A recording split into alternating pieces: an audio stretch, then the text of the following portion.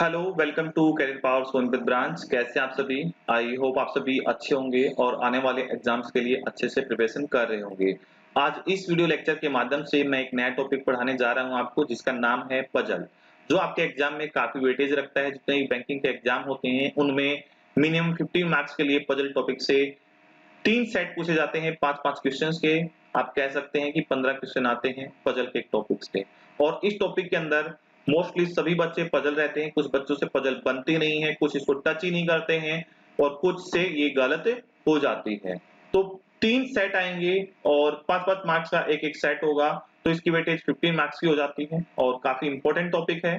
तो सभी से बनता नहीं है, लेकिन मैं आज इस लेक्चर के माध्यम से आपको बिल्कुल बेसिक से सारी चीजें सिखाऊंगा। और अगर आप जिस तरीके से मैं चीजें सिखा रहा हूँ, आप प्रिपरेशन करते हैं, तो कोई भी पजल ऐसी नहीं होगी जो आपसे एग्जाम में ना बने। और अक्सर बच्चे कहते हैं कि सर इसका कोई शॉर्टकट सिखा दीजिए। इसका कोई भी शॉर्टकट नहीं है, इसका केवल एक ही शॉर्टकट है, प्रैक्टिस, प्रैक्टिस, प्रैक्टिस। आप जितनी ज्यादा प्रैक्टिस करेंगे, उतनी ज्यादा क्वेश्चंस, उतनी ज्यादा एक्यूरेसी के साथ सोल्व कर पाएंगे और कम से कम समय में सोल्व कर पाएंगे।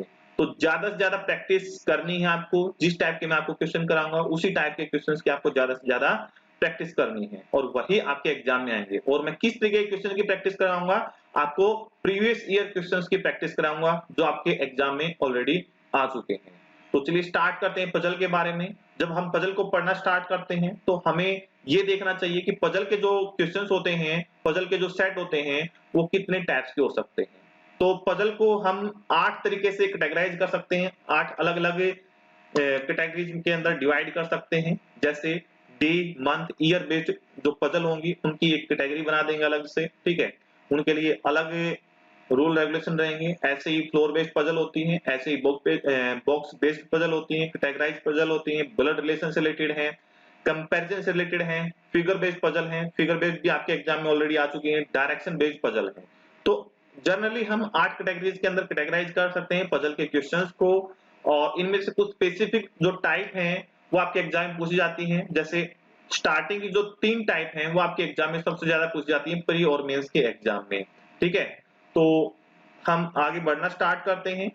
आज की क्लास में हम डे, मंथ और ईयर बेस्ड पजल करेंगे। इस पजल के इस टाइप के अंदर क्या होता है, ये एक टाइप है, ठीक है। इस टाइप के अंदर क्या होता है, आपको कुछ पर्सन्स दिए होते हैं जो वीक के अलग-अलग डेज या ईयर के अलग-अलग मंथ में या अलग-अलग ईयर्स के अंदर कुछ डिफरेंट एक्टिविटीज परफॉर्म करते हैं।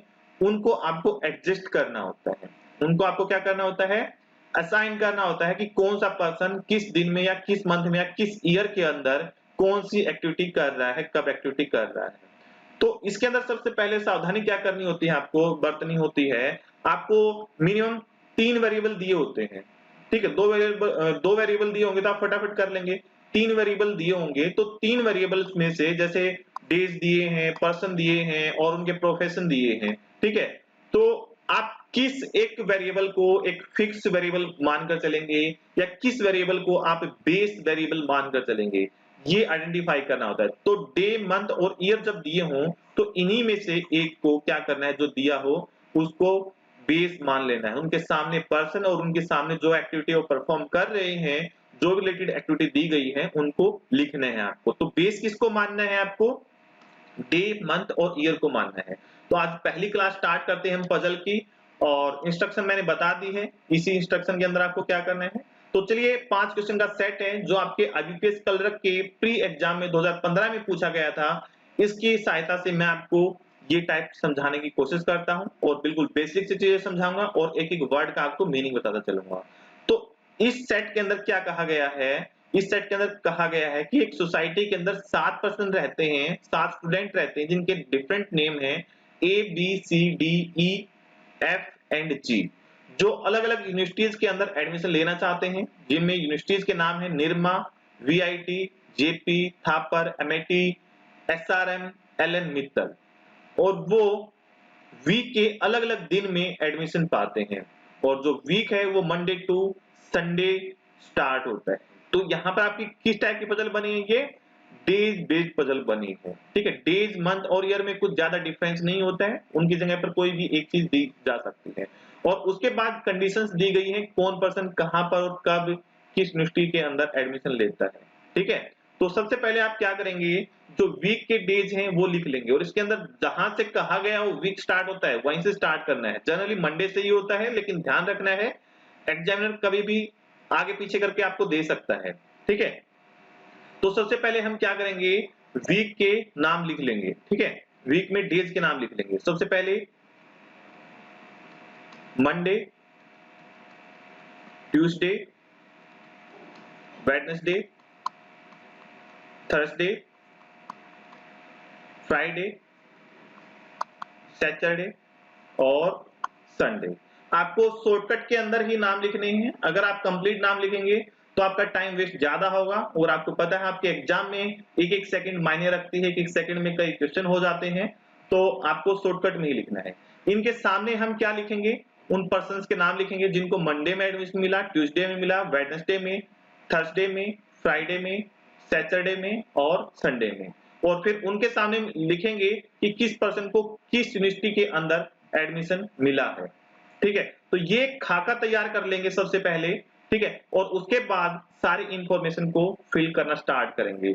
इंफॉर्मेशन कहां से फिल करेंगे, जैसे इंफॉर्मेशन को पढ़ेंगे। अब सबसे बड़ी बात ये होती है पजल को स्टार्ट करना, ठीक है। अप्रोच क्या हो, तो सबसे पहले आप इस तरीके से प्रोफॉर्मा तैयार कर लेंगे। उसके बाद जो कंडीशनल सेंटेंस होंगे उनको पढ़ना स्टार्ट करेंगे और उनको साथ के साथ ड्रा करेंगे। अगर यहां पर कहीं पर ड्रा कर सकते हैं इस खाके में तो इस खाके के अंदर ड्रा करेंगे, अगर यहां पर नहीं कर पा रहे हैं तो अलग से ड्रा कर लेंगे उनको। और जितने वेरिएबल दिए गए हैं सारे के सारे वेरिएबल एक साथ लिखेंगे, जहां पर भी जिस पर्सन से रिलेटेड जो भी जानकारी आप लिखेंगे। कुछ अकेली जानकारी नहीं लिखेंगे, इंडिविजुअल नहीं लिखेंगे, तीनों वेरिएबल एक साथ लिखेंगे। अगर नहीं पता है वेरिएबल का तो उनको ब्लैंक छोड़ देंगे। क्लियर है, जो चीज मैं आपको समझाना चाह रहा हूं वो अभी देखिए, प्रैक्टिकल में देखिए। B has got the admission in VIT, जो बी का एडमिशन हुआ है विट यूनिवर्सिटी के अंदर हुआ है, ठीक है। तो अब बी का कौन से दिन में हुआ है ये तो नहीं पता हमें। अगर दिन का पता होता तो हम यहां पर लिख सकते थे, लेकिन अभी नहीं पता है तो हम अलग से ड्रा कर देंगे। तो यहां पर मैं बी पर्सन लिखता हूं, ठीक है। और बी का एडमिशन कहां पर हुआ है, बी का एडमिशन हुआ है विट के अंदर।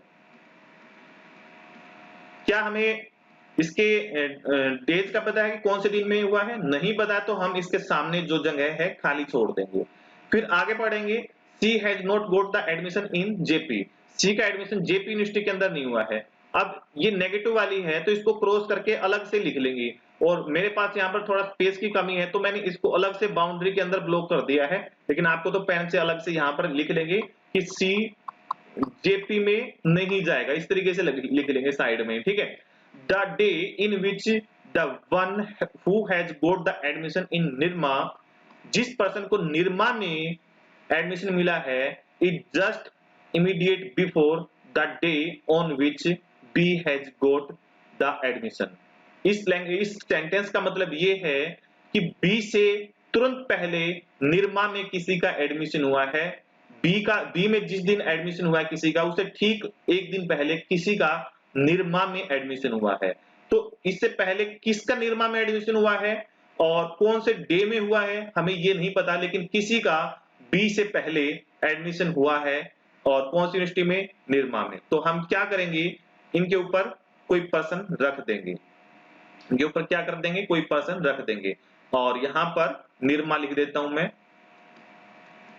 निर्मा, और सामने किस पर्सन का हुआ है हमें नहीं पता है, तो हमने यहां तक का तो पढ़ लिया है। और B has got the admission, आगे लिखा है B has got the admission either on Saturday और मंडे। जो बी का है हमें डे पता लग गया है, लेकिन यहां पर भी दो पॉसिबिलिटी है, या तो सैटरडे को हो सकता है या मंडे को हो सकता है बी का एडमिशन, अभी हमें कंफर्म नहीं है। आगे बढ़ते हैं, there is 2 days gap between the days of admission of A who has got the opportunity to get enter in MIT University and G। इस पूरे सेंटेंस का मतलब ये है कि A और G के बीच में 2 पर्सन का गैप है और A का एडमिशन कहां पर हुआ है, MIT के अंदर हुआ है। देखिए यहां पर लिखा है ना, there is 2 days gap between, किन के बिटवीन में, ए और जी के।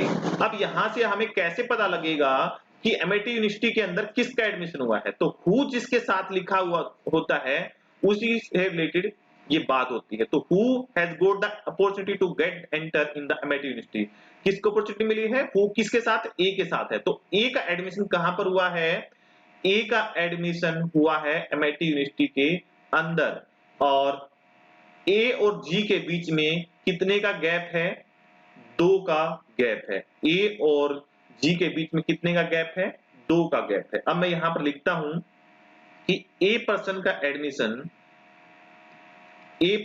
एडमिशन कहां पर हुआ है, एमआईटी में, ठीक है। और ए और जी के बीच में कितने लोगों का गैप है, 2 लोगों का गैप है। अब 2 लोग किसी ना किसी यूनिवर्सिटी में भी एडमिशन लेंगे और किसी ना किसी दिन भी एडमिशन लेंगे, ठीक है।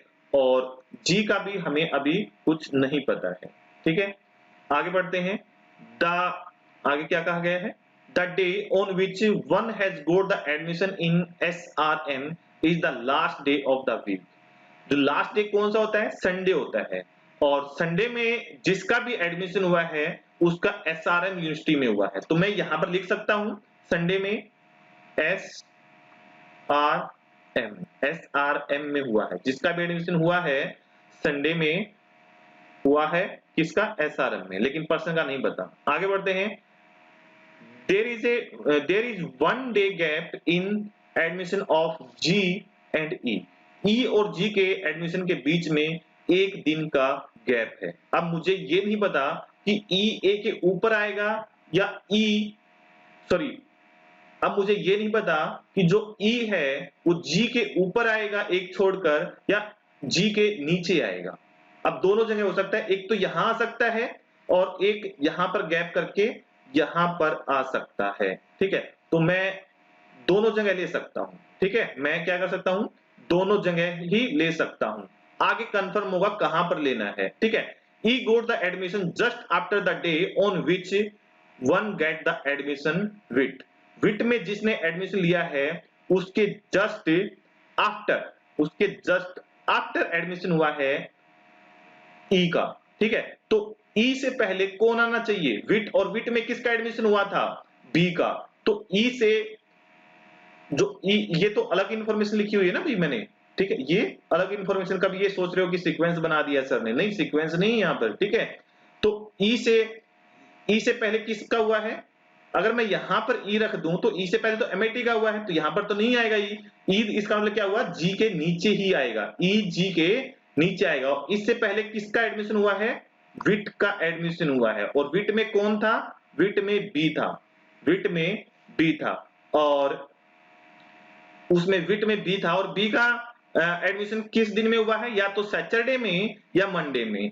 अब भाई मंडे हो सकता है क्या, बी से पहले तो जी भी है, और जी से पहले 2% और 2 से पहले क्या है, 1% है। तो इसका कौन सा दिन हो सकता है, सैटरडे हो सकता है, क्योंकि Monday, Tuesday, Wednesday, Thursday, Friday, अभी तो फ्राइडे होगा यहां पर, इस तरीके से हो सकता है बीच में ए के ऊपर कोई और पर्सन आ जाए। तो इसका बी का कहां पर हुआ है, मंडे में तो हुआ नहीं है, तो कहां हुआ है, सैटरडे में हुआ है।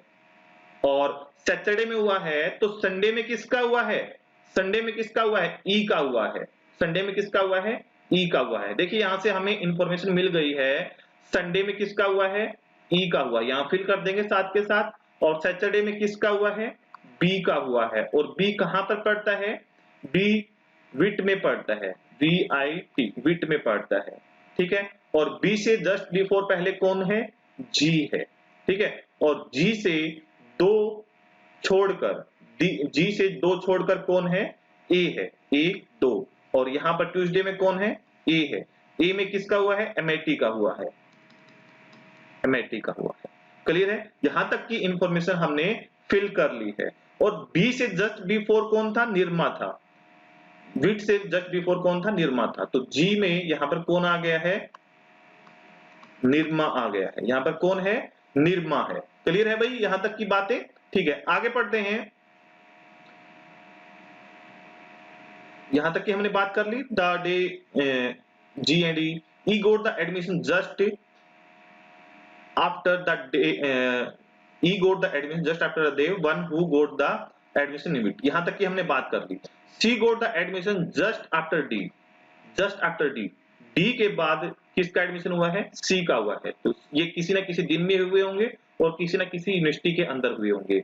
अब who has got the admission in L N Mittal, who has, अब एलन मित्तल में किसका एडमिशन हुआ है, हु जिसके साथ, हु किसके साथ है, डी के साथ है, और डी का एडमिशन कहां पर हुआ है, मित्तल में हुआ है, L N Mittal, L N Mittal, D का एडमिशन कहां पर हुआ है, एल एन मित्तल।